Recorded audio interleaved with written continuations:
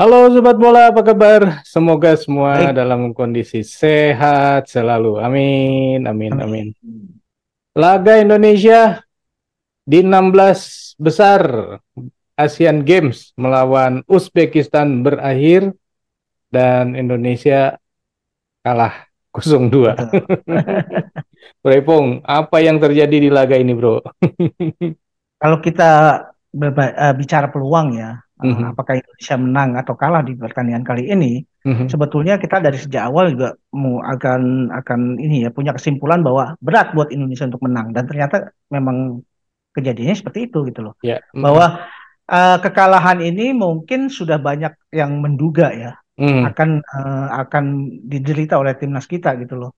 Ya, cuma memang kalau kita lihat dari proses pertandingannya dari sejak awal, mhm, ternyata apa yang saya duga bahwa Coach Indra Safri akan berusaha bermain dengan cara-cara counter attack, bermain transisi negatif ke positif yang mungkin dalam planningnya akan dilakukan secara cepat, itu ternyata sudah kebaca duluan nih oleh mhm, Uzbekistan, gitu loh. Jadi dari sejak awal sebetulnya Uzbekistan juga bermain hati-hati ketika memulai laga ini dimulai ya. mhm, Mereka bermain tidak langsung melakukan inisiasi cepat ke dalam karena mhm, kalau itu dilakukan yang dikhawatirkan kondisi fisik pemain Indonesia masih bagus, konsentrasi juga masih bagus. Ini bisa terjadi counter attack yang membahayakan mereka. Makanya kehati-hatian mereka juga ditunjukkan dengan cara mereka menumpuk pemain di tengah. Dia tahu mhm, bahwa Indonesia akan melakukan penumpukan pemain di tengah. Akan ada 5 pemain di mhm, tengah. Jadi untuk bisa menetralisir itu, katakanlah mengimbangi lapangan tengah Indonesia, Uzbekistan pun melakukan hal yang sama. Tapi memang walaupun kita tahu inisiasi serangan memang dilakukan oleh Uzbekistan, mhm. tapi tempo yang dilakukan oleh Uzbekistan ini diatur. Dia tidak Hmm, mau secara frontal melakukan serangan masuk langsung gitu loh. hmm, Kalau ini masuk ada counter itu meninggalkan lubang gitu bro. hmm, hmm. Nah, kalau misalkan udah ketahuan gitu ya, Mhm. udah ketahuan bahwa Indonesia akan bermain seperti ini, terus Uzbekistan sudah menyiapkan antiknya kira-kira seperti itu. Mhm. Terus kenapa sepanjang laga kayak gitu terus? Ya, gini, memang kalau kita lihat pada permainan, apalagi permainan di babak kedua ya, Hmm, permainan di babak kedua kan kelihatan bahwa Uzbekistan sudah meningkatkan ya, meningkatkan intensitas permainan, meningkatkan hmm, mereka upaya menciptakan peluang. hmm, Sebetulnya itu kan bisa dimanfaatkan ya dengan ya, kondisi seperti itu.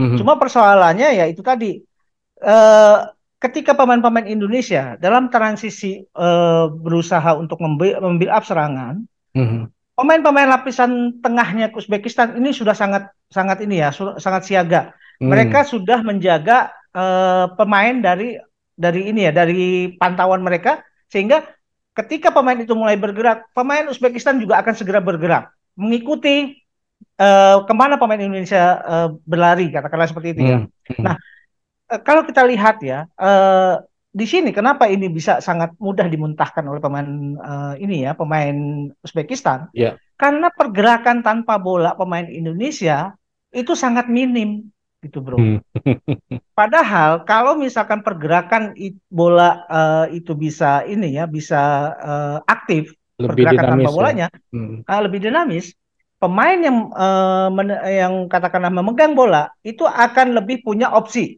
hmm, Apakah dia akan melakukan direct passing, bukan bukan ini ya, bukan umpan horizontal ke depan, tapi hmm, direct passing yang tujuannya adalah mengeksploitasi daerah-daerah kosong lawan sehingga pemain Indonesia bisa masuk ke daerah itu. Karena hmm, salah satu yang menjadi ciri khas pemain Indonesia ketika mereka bisa memainkan umpan-umpan daerah. Itu hmm, biasanya terjadi ya beberapa kali. Nah, cuma masalahnya ya itu dia pemain yang tidak menguasai bola itu pergerakannya sangat minim, tidak hmm. dinamis. Ya.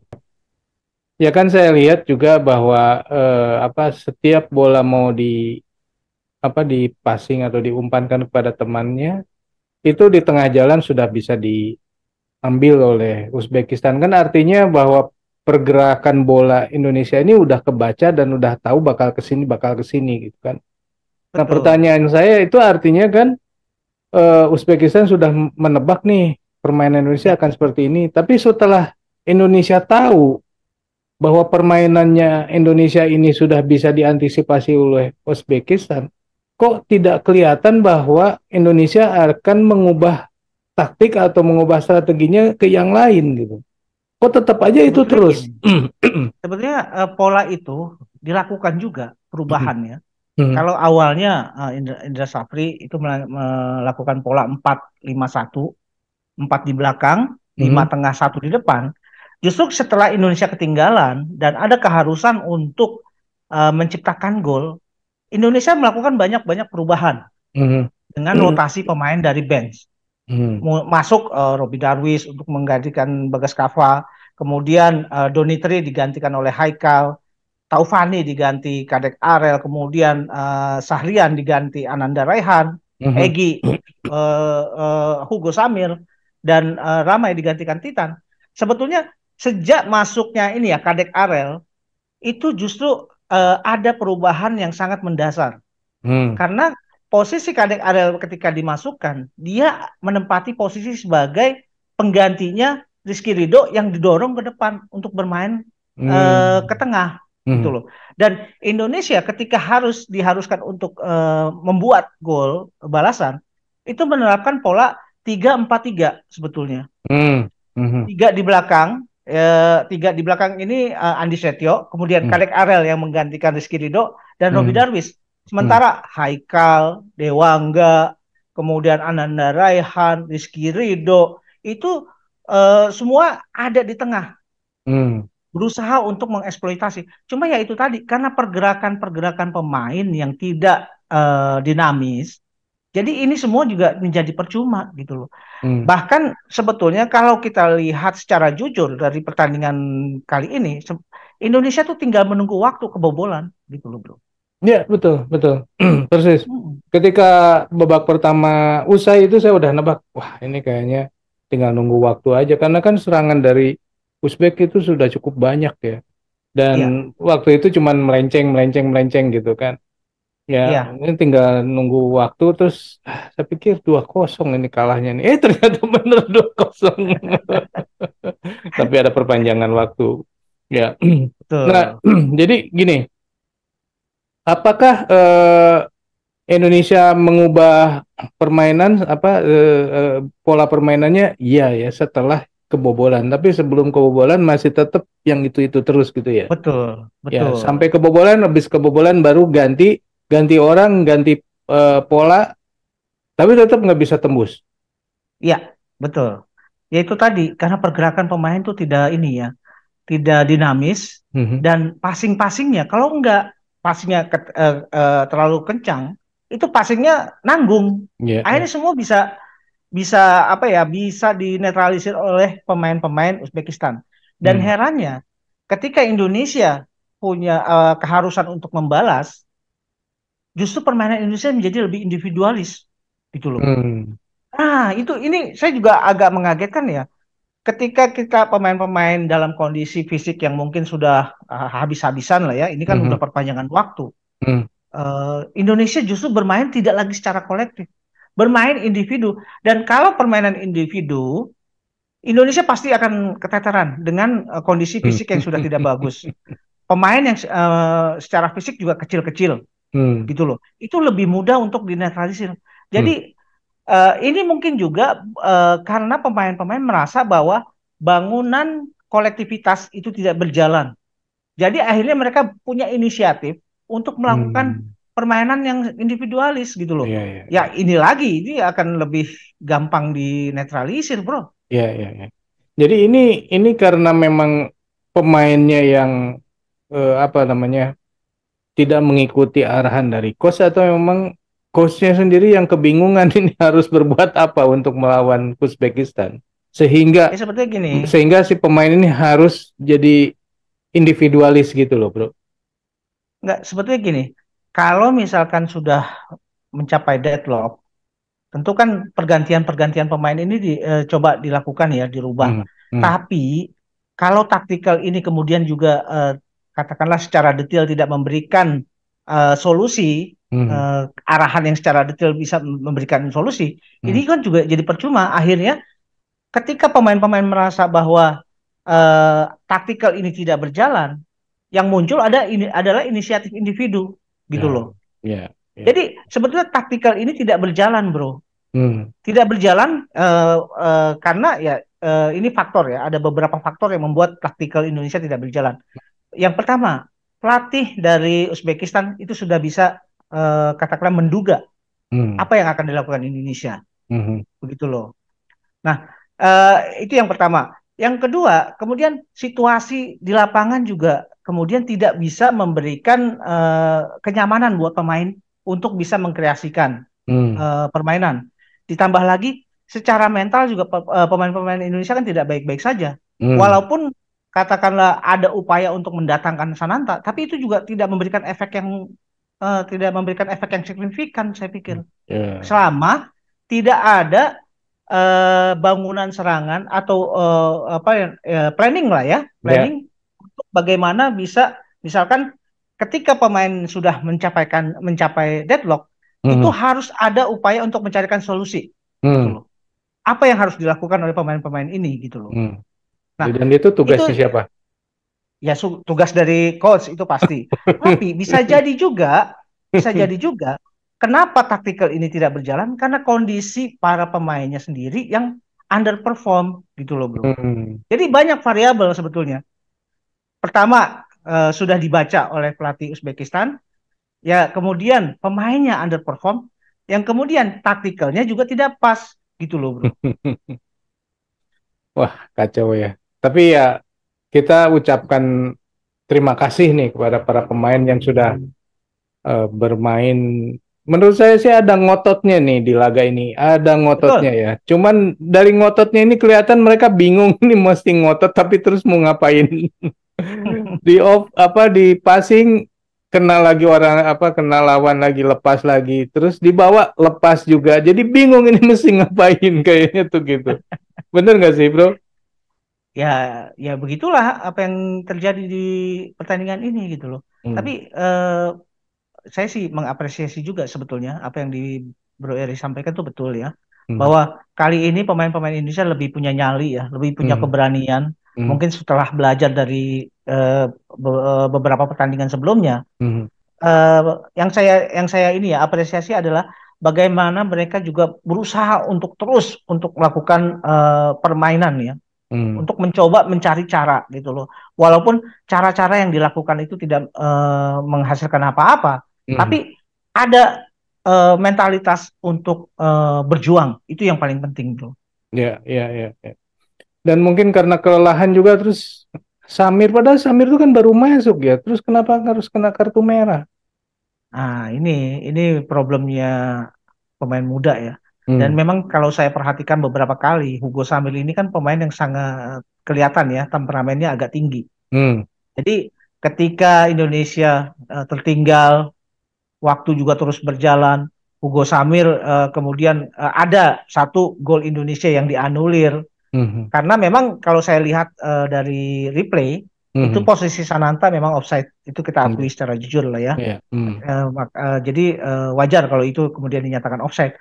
Hmm. Tapi memang ini kan gelombang protes ini juga menciptakan sebuah kepanikan sendiri ya. Hmm.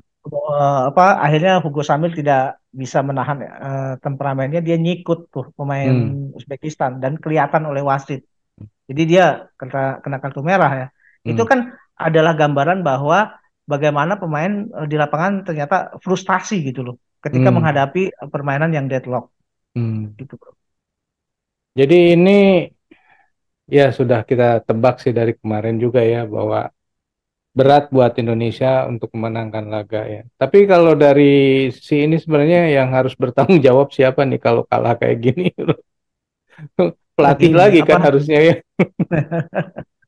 ya enggak kita tidak ingin berpolemik mengenai apa siapa yang harus bertanggung jawab segala macam. Hmm. Tentu kalau kita runut dari urutannya yang paling bertanggung jawab adalah PSSI, bro. Nah, itu yang paling bertanggung jawab adalah PSSI dalam hal ini. Nah, cuma memang kalau saya lihat dari skema yang dilakukan oleh Coach Indra Safri, tujuan dari mereka dia melakukan apa? Tujuan yang paling dia ingin targetnya adalah bagaimana bisa bermain adu penalti, bro. Oh, jadi berani Nah, ya main adu penalti ya, tapi sayangnya nggak berani kesampaian. dari sampean sayang. Hmm. Oke, eh, kita bahas yang Asia Tenggara lainnya, bro. Gimana ya? Kemarin kan kita di grup F ya, Indonesia, Ya, Kirgistan sudah tewas juga, tapi Korea Utara bisa melaju tuh, bagus juga ya. ya. Ya, jadi dari grup F ini Indonesia kalah, kemudian Kirgistan juga kalah. Di Asia Tenggaranya Thailand juga kalah, tinggal nunggu Myanmar ya. Mungkin Eh, pada saat video ini ditayangkan Myanmar sudah ada hasilnya ya, tapi ya seperti itulah. Jadi tinggal satu lagi ya, Indonesia sudah Asia Tenggara sudah habis lah. Tinggal Myanmar betul, keputusannya. Tapi lawannya Myanmar kan juga bukan tim lemah ya. Jadi kayaknya berat juga buat Asia berat. Tenggara masih melaju. Nah, Bro Ipung, Ya, ini kan Uzbekistan ini kan banyak yang bilang bahwa tidak teruji lah karena di grupnya itu cuma lawan Hong Kong, ya kan? betul. Dan dua kali memang lawan Hong Kong dua-duanya dua kali itu Uzbekistan menang. Ya, Dan kita kita punya ekspektasi bahwa Hong Kong tidak sekuat Indonesia lah pada saat ini ya, karena kan Indonesia ya, pernah melawan Hong Kong juga beberapa kali di level senior. ya. Nah, tetapi kan kenyataannya bahwa Uzbekistan bisa memenangkan laga ini dengan skor 2-0 dan juga Hong Kong juga lolos loh lawan Palestina. Jadi artinya walaupun Uzbekistan ini dinyatakan tidak apa namanya tidak teruji lah karena cuma lawan Hong Kong, tapi ternyata Hong Kongnya sendiri juga bisa masuk ke eh, per 8 final ya, apa perempat Ya, final. ya. Ini kan menunjukkan bahwa sebenarnya Uzbekistannya bagus, Hong Kongnya juga sebenarnya bagus gitu. Bener nggak sih kayak gitu? Ya gini, memang sepak bola ini kan misterius ya bro ya. Mhm. Kadang-kadang sesuatu hal yang tadinya kita prediksi hasilnya akan seperti ini, ternyata kan ada katakanlah kejutan-kejutan, efek-efek Ya, kejutan.